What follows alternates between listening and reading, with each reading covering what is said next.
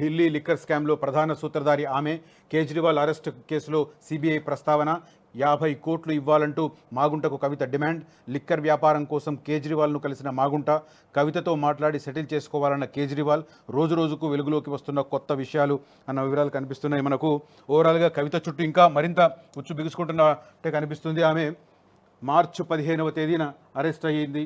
అప్పటి నుంచి పలుమార్లు బెయిల్ కోసం అప్లై చేస్తున్న, అదే రకంగా తనను అరెస్టు చేయడం అక్రమమని ఏకంగా ఢిల్లీ హైకోర్టును ఆశ్రయించినా కూడా ఆమెకు ఎలాంటి ఊరట లభించలేదు. ఓవరాల్గా ఈ కేసు మొత్తంలో ఢిల్లీ లిక్కర్ స్కామ్లో కింగ్ పిన్ కవిత అన్నదే ఎస్టాబ్లిష్ అవుతూ వస్తుంది. ఒక్కొక్కరు అరెస్ట్ అవుతున్న కొద్దీ వారిస్తున్న స్టేట్మెంట్ల ఆధారంగా ఇప్పుడు తాజాగా ఢిల్లీ సీఎం అరవింద్ కేజ్రీవాల్ అరెస్ట్ అయిన తర్వాత మరిన్ని వ్యవహారాలు తెర మీదకి వచ్చాయి. ఆయన బెయిల్ను రద్దు చేయాలంటూ సిబిఐ, ఈడీ అయితే రౌజ్ అవెన్యూ కోర్టులో అఫిడవిట్లు దాఖలు చేశాయి. అందులో మళ్ళీ కవితకు సంబంధించిన అంశాలే ఎక్కువగా ప్రాధాన్యత కనిపిస్తున్నాయి. 50 కోట్లు ఇవ్వాలని మాగుంటను ఆమె డిమాండ్ చేసినట్టుగా తాజా అఫిడవిట్లో ప్రస్తావించిన పరిస్థితి ఇంకా మరింత ఉచ్చు బిగుసుకుంటుంది అనడానికి ఇది ఒక ఉదాహరణగా కనిపిస్తుంది. కవిత చుట్టూ ఉచ్చు. లిక్కర్ స్కామ్లో ప్రధాన సూత్రధారి ఆమె. కేజ్రీవాల్ అరెస్ట్ కేసులో సిబిఐ ప్రస్తావన.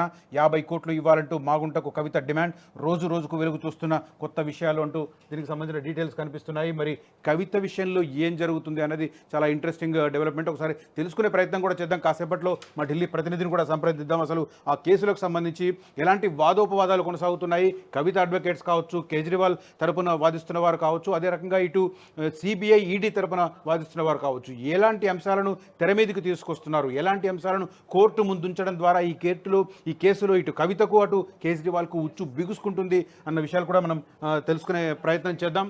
రైట్, ఒకసారి కవిత విషయం మాట్లాడే ప్రయత్నం చేద్దాం. ప్రస్తుతం ఢిల్లీ ప్రతినిధి మా రామకృష్ణ అందుబాటులో ఉన్నారు. కవితకు సంబంధించి మరింత ఉచ్చు బిగుసుకుంటుంది అన్న వార్తలు వస్తున్నాయి. దానికి సంబంధించిన నేపథ్యంలో అసలు ఏం జరుగుతుంది అనే విషయం తెలుసుకునే ప్రయత్నం చేద్దాం. Good morning Ramakrishna.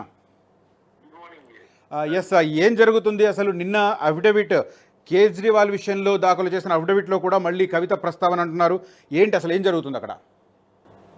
అయితే కవిత విషయానికి సంబంధించి మళ్ళీ అంటే స్పష్టమైన వైఖరి సిబిఐ గాని, ఈడీ గాని ఎలా వ్యవహరించబోతుంది అనే అంశానికి స్పష్టత వచ్చింది నిన్న. ఎందుకంటే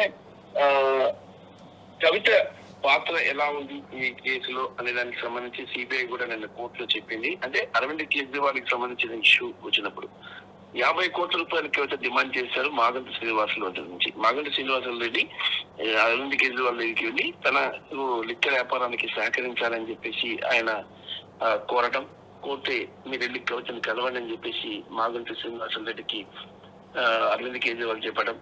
మరి కవితను కలిసినప్పుడు కవిత మాగంటి శ్రీనివాసులు రెడ్డి 50 కోట్లు డిమాండ్ చేయటం, వీటన్నిటికి సంబంధించి చాలా ఆధారాలు మా దగ్గర ఉన్నాయి అని చెప్పేసి సిబిఐ చెప్పడం, సిబిఐ కోర్టుకి చెప్పింది. మరి దీనిలో కీ రోల్ అంతా మద్యం కుంభకోణానికి సంబంధించిన మొత్తం అంతా కూడా అరవింద్ కేజ్రీవాల్ కలిసి అన్నంలోనే జరిగింది కాబట్టి ఆయన ఎటువంటి పరిస్థితులు కూడా విడిచిపెట్టవద్దు అని చెప్పి చెప్పారు.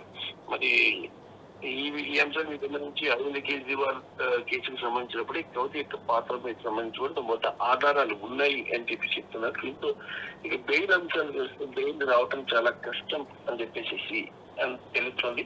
రైట్, నిన్న ప్రస్తావించిన అఫిడవిట్లో మెన్షన్ చేసిన కవిత రిలేటెడ్ ఇన్ఫర్మేషన్ ఇప్పుడు ఆమె త్వరలో హీరింగ్ రాబోతున్నాయి. ఆమెకు సంబంధించిన 2 బెయిల్ పిటిషన్లు, ఒకరోజు జూలై 3, జూలై 5 తేదీల్లో దాని మీద ప్రభావం చూపించే అవకాశాలు ఏమన్నా ఉన్నాయా?